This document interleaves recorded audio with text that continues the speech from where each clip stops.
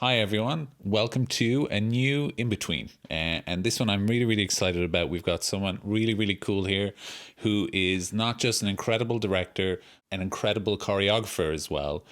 She's worked on probably some of your favorites, some of mine definitely. Tinkerbell, Pirate Fairy, I love it. Tinkerbell, The Secret of Wings.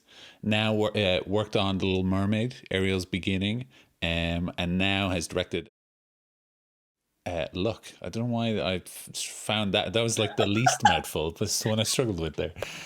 We've got Peggy Holmes here. Peggy, how are you? Great to have you. I'm good. How are you? It's so good to talk to you. Where are you right now? What's going on? I am in California. I am in Los Angeles at my home with my little dog Houdini at my feet. Does your dog disappear? Is that the trick, or You know what he does actually? He wow? does. Okay, yeah. He does. We gave him the perfect name. We gave him the perfect name. I love magic, by the way. Just side note, like illusions, magic. When I was a dancer, I worked in a magic show and like learned how to appear and all those fun things. I love it. Really? Whoa, that sounds actually really interesting because that's not something a lot of people think about is the art of appearing. It's more disappearing, you know? Yeah, no. Yeah, you have to appear, and then you work for a magician, and you have to sign, a not you cannot zip ever tell the secrets ever. Well, I'll stop asking questions about it then before. Exactly, because I can't really tell you anything. Exactly, yeah. So let's talk about Luck, right? Which is Skydance Animation's first feature film. Okay, Peggy, you had the great honor of taking the charge. How was that? Yeah, that's such a great way of saying it. It is truly, absolutely an honor. I was thinking the other day, like, it's such a great special opportunity to tell a story on film. It's a very special opportunity to do that. It really, truly is. And in this particular case, I was interested in telling a story about someone who has no family and gets a family. Because for me, I have a big family. It's the most important thing in my life. And so, the opportunity to tell a story where someone gets the thing, in life that I treasure and value the most, being connected and belonging, was like, honestly, it was a great honor to sort of do that. Now, I know originally that this film, it had another director attached originally. I don't know what kind of stories or where it was going, but when you came on board, how did you reshape the overall concept that was budding? Yeah, we basically redid the whole movie. I Oh, mean, wow. there were two things. There were two things that were part of the materials when I looked at it when they asked me to consider directing it. One was the lead character was in foster care, and the other was there was a leprechaun. A leprechaun. And so those two things, I didn't know what I was going to do with them, but for me, like I said, being able to create a story around someone who has no family finding family, and this idea of a leprechaun, I was like, whoa, we could maybe take that Yeah. and blow it up and create a whole world that we never knew existed before. So those were my two inklings when I saw the material. And that's what I sort of pitched back to the studio. Like, those are the two things I'm thinking about. If we can create this incredible, heartfelt story, but place it in this super magical land that we've never seen before, that we as humans don't know exists. Well, now we do. Yeah. Yeah. So now we do. Yeah. We do, yeah. No, it sounds amazing. I mean, obviously, something that I really try to resist asking these questions, but culturally, from an Irish standpoint, obviously, leprechauns are part of our mythology, and it's so interesting to see new interpretations of something like that because they're so ubiquitous across the world. Like everyone knows what a leprechaun is now, and how they're represented. But I think you guys really straddle the line of, okay, they're quite contemporary in your world, but they also dress up for work the same way that we'd expect them. Yeah. And we met with this amazing Irish culture consultant and historical consultant. We actually met with someone, and and ran all our ideas by her. And she taught us really about kind of the history of leprechauns and what they mean, in your culture and in your society. And we had told her, we had this idea for these little millennial Gen Z mashup leprechaun and for female leprechauns. And she said it was actually perfect because leprechauns reflect the society you live in the moment. She said they're actually very contemporary, and sort of the leprechauns of old that people know about more so were actually very contemporary dressers, so everything we wanted to do with leprechauns, she said that is exactly how they are today. They should reflect the society you live in. That's for me. I think that's great. Yeah, we were so excited because we knew, we had created a camouflage hoodie and we wanted to make sure we could use that, so we were stoked. A lot of people talk about representation in terms of film, right? And it's something that is truly important for so many people. And I think you found a really good balance in this film, giving everyone a different voice in unique ways. But what I for like someone from Ireland, and I don't want to harp on about this forever, but we're often relegated to other cultures like English or American, just because we're also white people. But there's a huge culture and history in Ireland that is spread all the way around the world.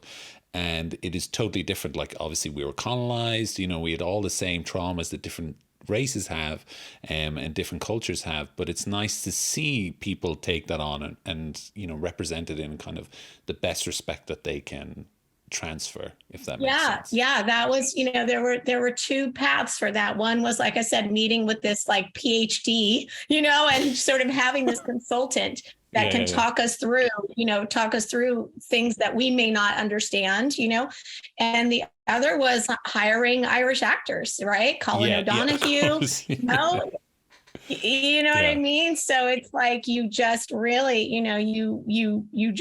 you stacked the deck with all the information you need to tell the story in an organic, authentic way.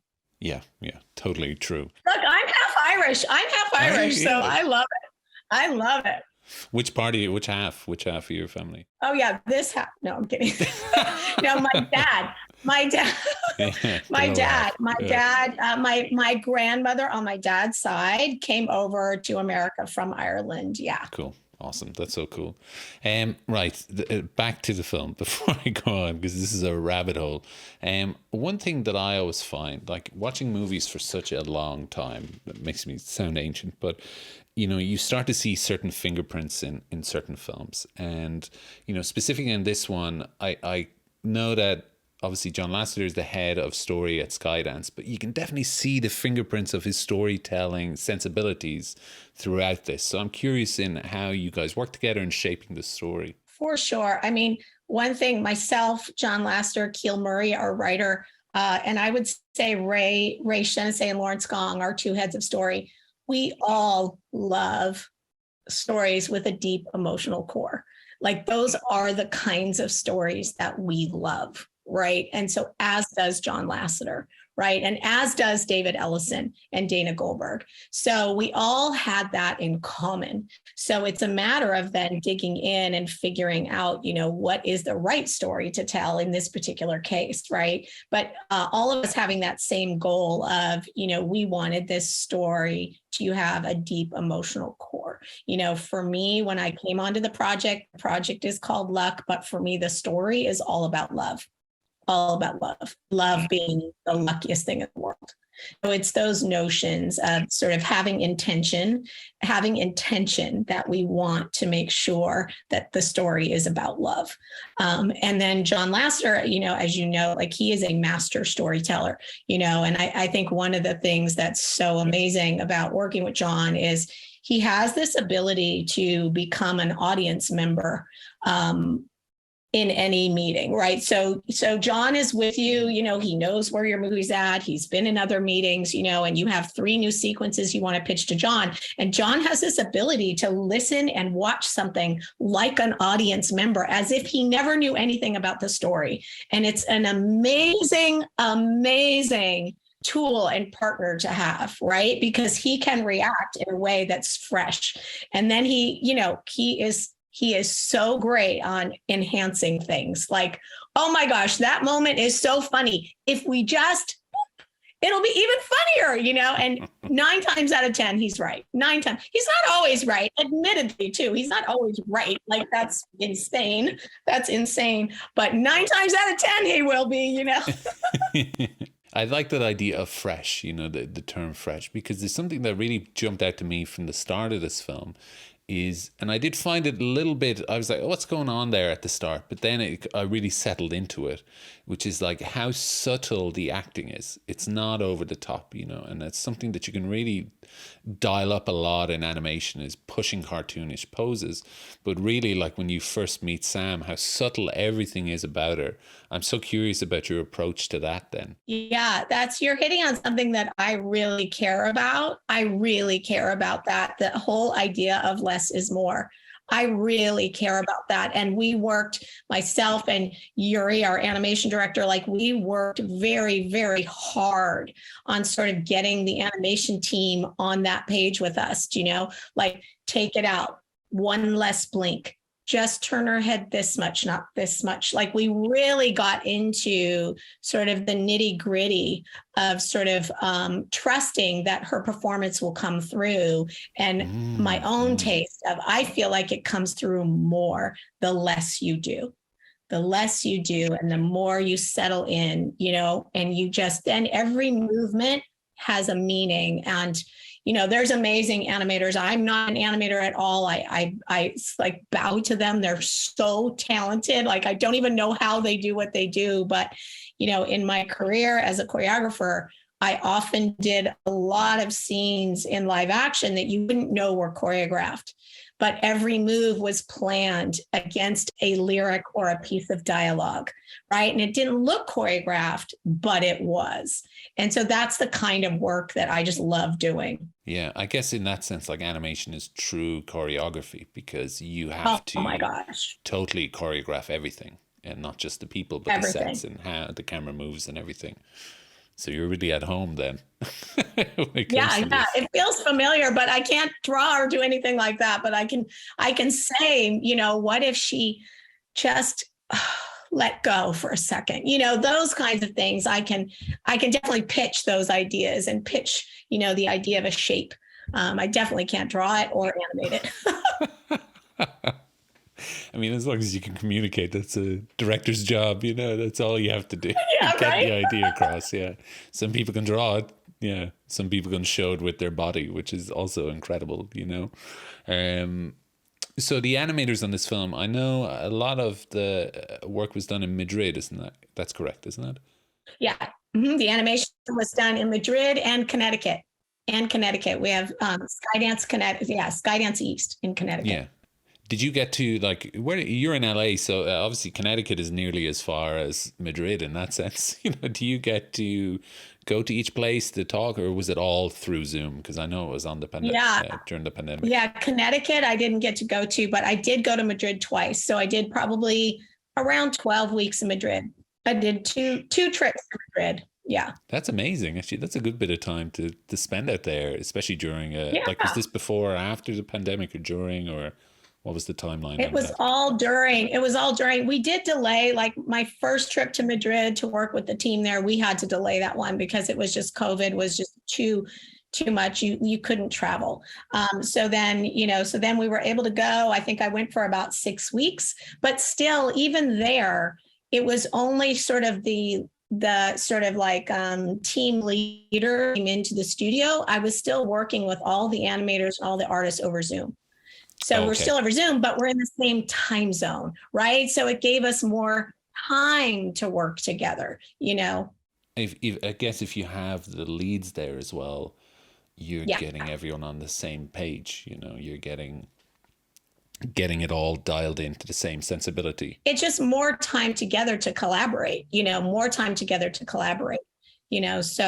So that's really, that was essential, but I'm really proud of the team. It was hard to make the movie. We had to figure out how to communicate, different time zones, and then also over Zoom. It was difficult. But I think it definitely comes through, because one thing that comes through the most in my own experience for collaboration is usually the through the story sequencing of gags, and when there's really good communication and good flow, good gags come out, and people are all on the same page. And that's something this film has, beyond a beautiful heart, has really funny gags, especially when you get to the world of bad luck, so it definitely comes through that way. Could you talk a bit about the design of the worlds then, this brand new world we've never seen? Yeah. So Fred Warder, our production designer, I had at the very beginning of the project, there was a lot of research that Brian Davidson, our development and our development team did a lot of research on luck icons all around the world, like lucky symbols, icons, numbers, colors. So, and then this idea of good luck and bad luck, I had done a lot of research on luck itself, and humans are obsessed with luck. Frankly, I didn't know that until I started this movie. Like, there's so much material about what is luck out there. So I read a ton of it. I read so much. And so one thing became very clear to me, which is this idea that luck is random. Luck is random. For us humans, you cannot create it. You don't know when it's coming. You don't know which it will be, right? So there's a couple rules, so taking that idea of luck is random and taking all the research on the lucky icons, we just talked to Fred Warder about those things and dumped a bunch of information on him. He went away and he came back with this incredible image. The very first image he did for the movie was two worlds sitting on opposite sides of a coin. And that was literally the first image he did for the movie. And he's like, I don't know, something like this. And we were like, yes. Like, it was so incredibly fun. And from there, his teacher went crazy, sort of creating this world. And, and as we developed the story, we made sure that they stayed very involved in the story needs. And then that drove sort of what we needed in the world itself. And I liked the idea that you guys talk about in the film, which is like luck is more to do with timing. That's how you perceive it. It's all to do with it, the randomness of it. Something good could happen, but at the wrong time, it's now something bad, even though it's the same exact thing. And I really love that. And I love how you guys incorporate that into the design of the world.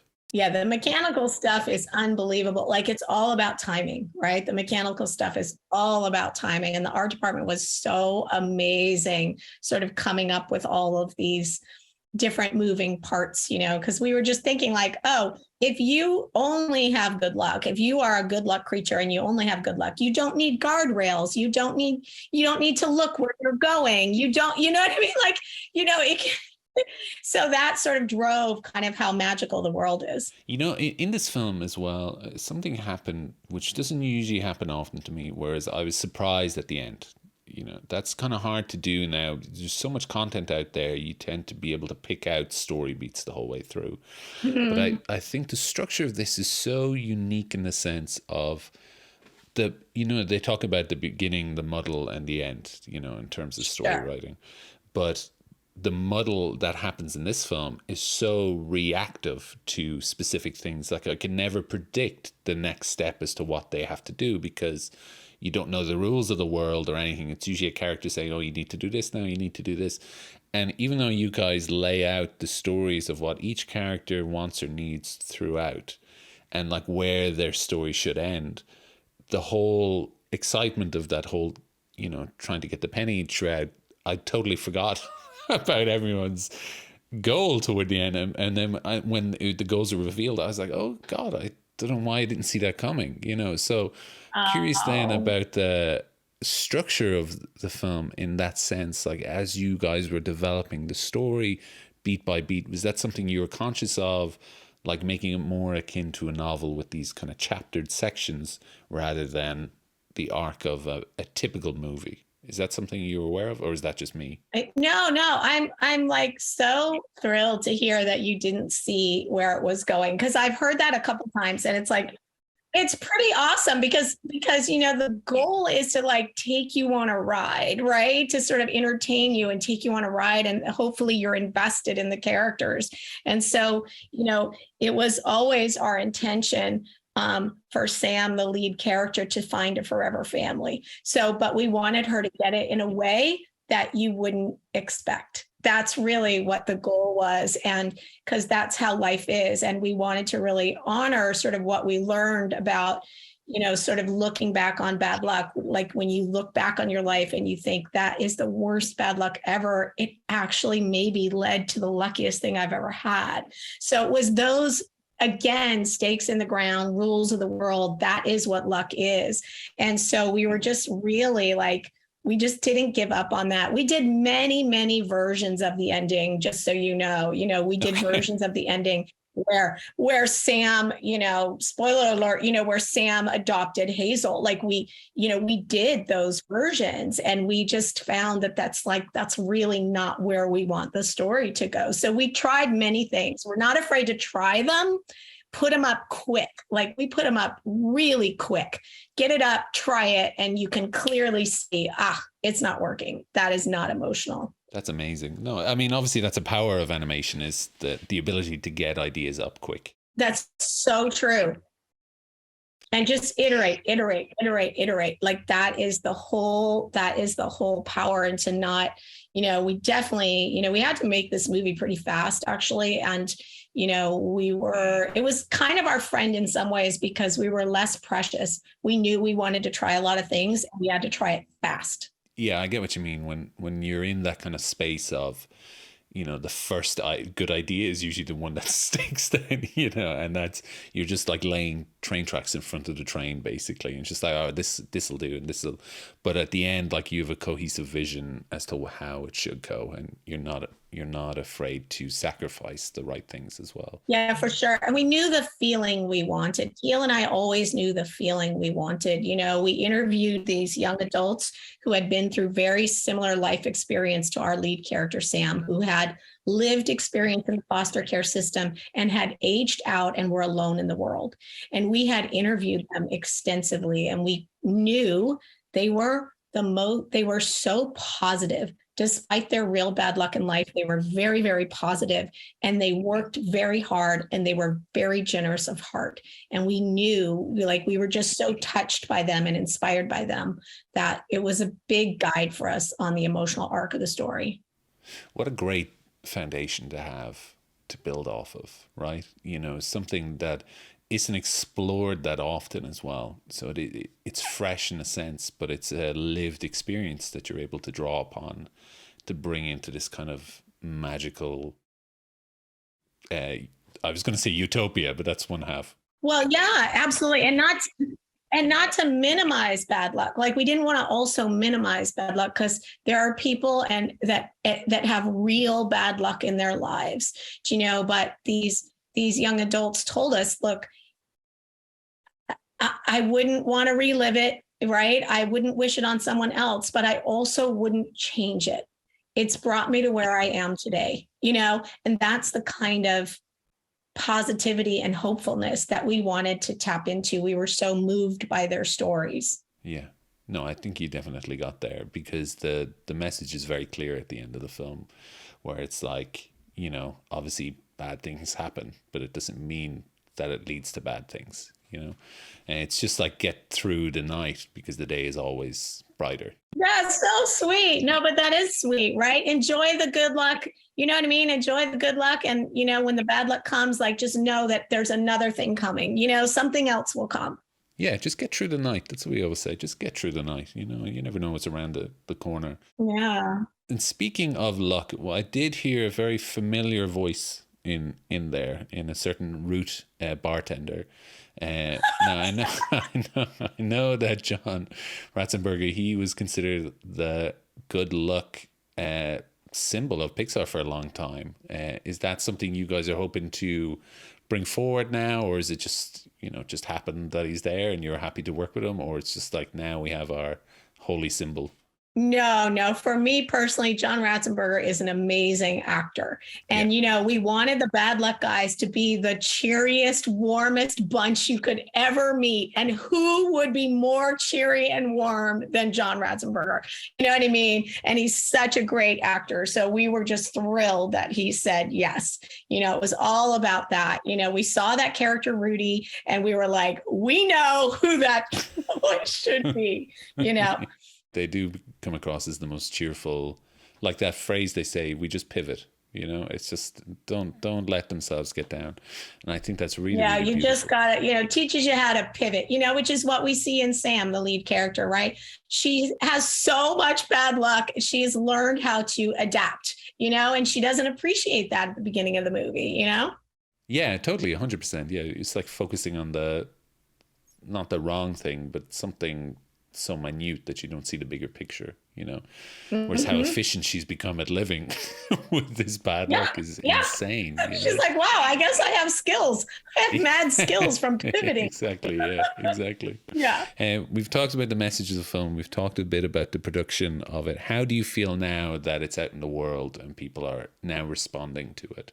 I will say, like, even today, hearing sort of you say, like, I didn't know where the story was going. Like, I get teary. Like, I get super emotional that, we've gotten a lot of positive reactions and people are touched by the story and the message. And, it's like, it makes me emotional, I really, it makes me emotional. I really hope people watch this and they have a really good time and laugh, and that they also feel, inspired to never give up, to just never give up on life, on your dreams, on finding family, whatever that might look like for you, or connecting with someone, or yourself, just it makes me emotional. I get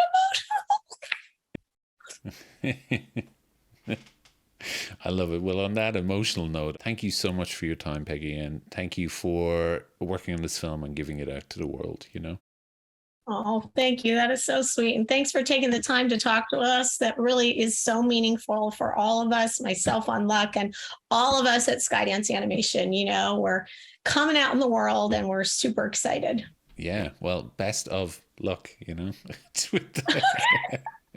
You're going to notice how many times in the day you say good luck and good luck. Like, Yeah. you notice, like, oh, people